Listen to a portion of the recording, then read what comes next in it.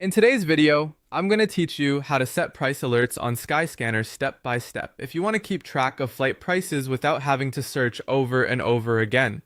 Skyscanner's price alert feature is a really helpful tool. It lets you monitor a route and get notified when fares change, which can make it much easier to book at a better time. To begin, go to the Skyscanner website. Once you're there, navigate to the flight booking section. This is where you'll enter the details of the trip you want to track. Start by filling in the departure airport in the From field. After that, enter your destination in the To field.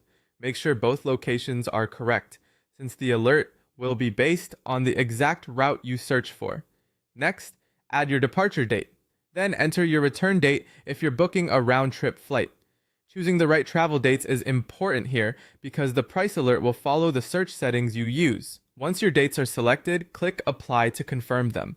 After that, add the number of travelers and choose your cabin class. For example, you might select economy, premium economy, business, or first class, depending on how you plan to travel. This matters because prices can vary a lot based on passenger count and cabin type. When everything looks correct, click Search.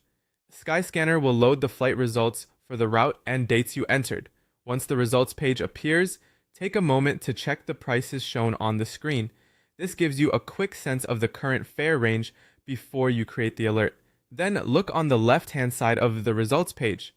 This is where Skyscanner typically shows filtering tools and extra options related to your search.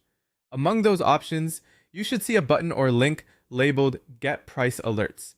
Click Get Price Alerts to turn on tracking for that flight search. After you do that, Skyscanner will create the alert for your selected route and travel dates. At that point, your price alert has been created successfully, and that's it. You're now set up to monitor fare changes without having to manually repeat the same search every day. A useful tip is to make sure your search details are accurate before creating the alert, because even small changes, like different dates or cabin class, can affect the prices you receive updates for. Thanks for watching, and that's how to set